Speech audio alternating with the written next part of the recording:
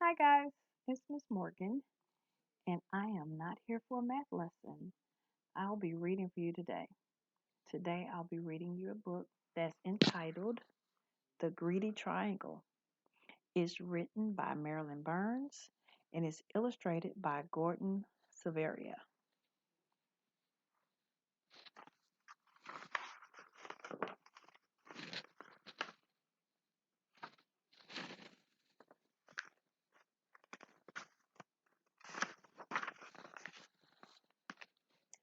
Once there was a triangle that was, as most triangles are, always busy.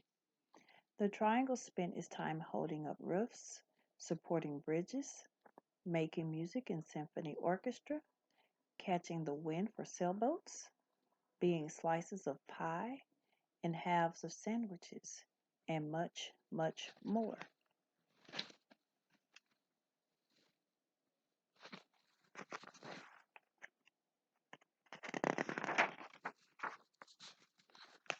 The triangle's favorite thing, however, was to slip into place when people put their hands on their hips.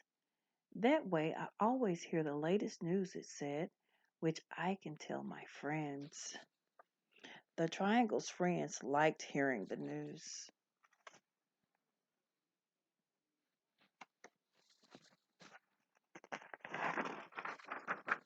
One day, the triangle began to feel dissatisfied. I'm tired of doing the same old things, it grumbled. There must be more to life. So the triangle went to see the local shapeshifter. How may I help you? The shapeshifter asked the triangle. I think if I had just one more side and one more angle, said the triangle, my life would be more interesting. That's easy to do, said the shapeshifter. Poof! The shapeshifter turned the triangle into a quadrilateral.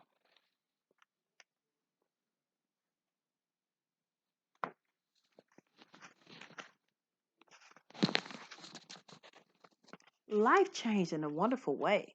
The quadrilateral was happy with all the new things it could do. The quadrilateral could be a baseball diamond, or first, second, or third base. It could take a position on a checkerboard or a chessboard.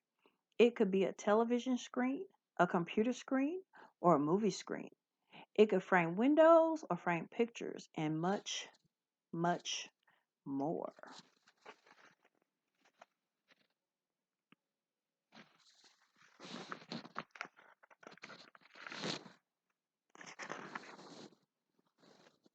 The quadrilateral's favorite thing, however, was to be the pages of a book. I learned so many interesting stories that way, it said, which I can tell my friends. The quadrilateral's friends liked hearing the stories.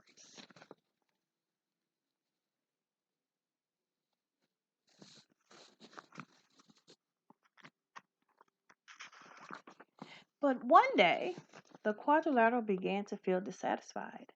I'm tired of doing the same old things, it grumbled. There must be more to life. So the quadrilateral went back to the shapeshifter. How may I help you now? The shapeshifter asked the quadrilateral. I think if I had just one more side and one more angle, said the quadrilateral, my life would be more interesting. That's easy to do, said the shapeshifter. Poof!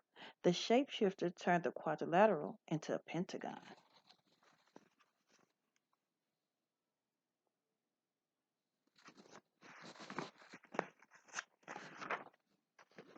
Life changed in a wonderful way. The pentagon was happy with all the new things it could do. On a baseball diamond, the pentagon could be a home plate. It could be a section on a soccer ball or appear inside whenever someone drew a five-pointed star. The Pentagon's favorite thing, however, was to be the headquarters of the United States military near Washington, D.C. I hear all the top secrets that way, it said. It's too bad I can't tell them to my friends.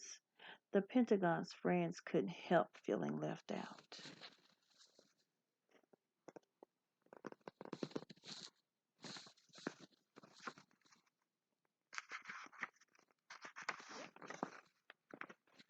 After a while, Time seemed to pass slowly for the Pentagon, and it became dissatisfied.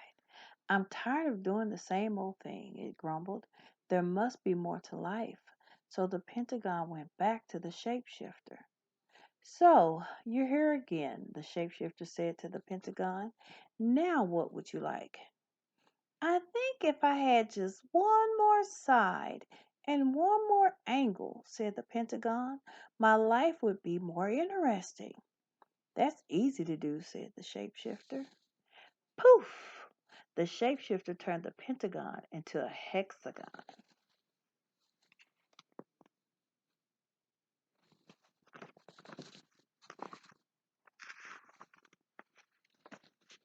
Life changed again in a wonderful way. The hexagon was happy with all the new things it could do.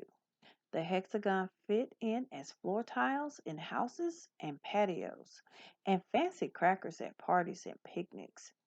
It worked as the socket of certain bolts and the prongs of certain wrenches. The hexagon's favorite thing, however, was to be a cell in a beehive. I love watching the bees as they buzz in and out, it said. The hexagon spent so much time in the beehive, it was too busy to talk to its friends. The friends missed the hexagon and couldn't help feeling ignored.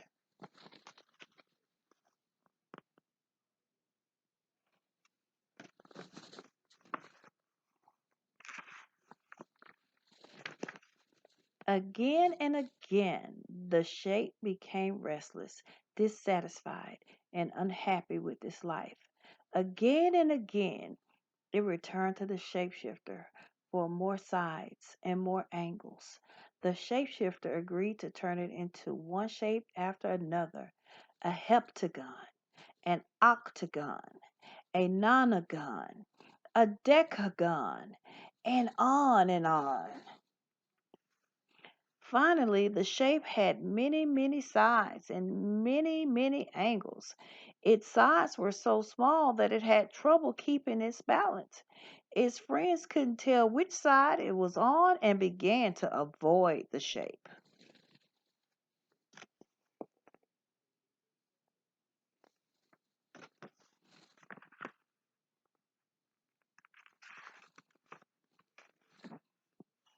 One day, when the shape was going down a hill, it began to roll.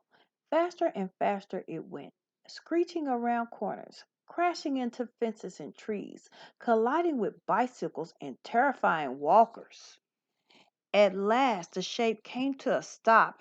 It felt tired, dizzy, lonely, and sad.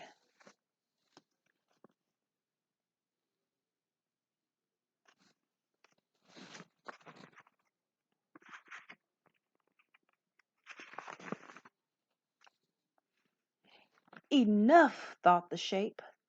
I don't know which side is up. I can't keep my balance. My friends don't want me around.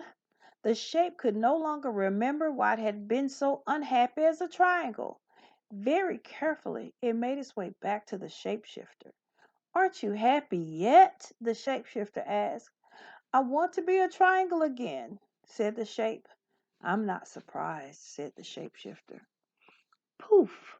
The shapeshifter turned the shape back into a triangle.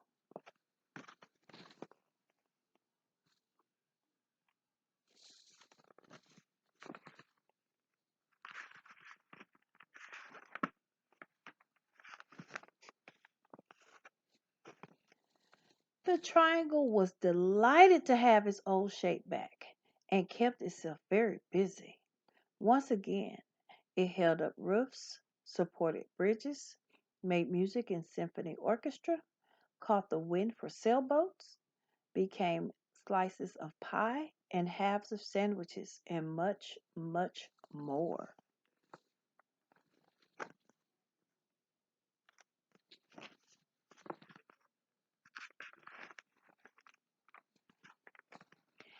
Still, the triangle's favorite thing was to slip into place when people put their hands on their hips.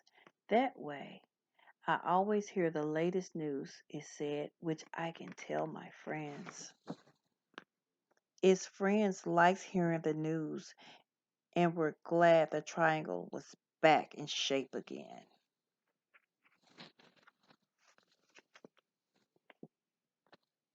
The end.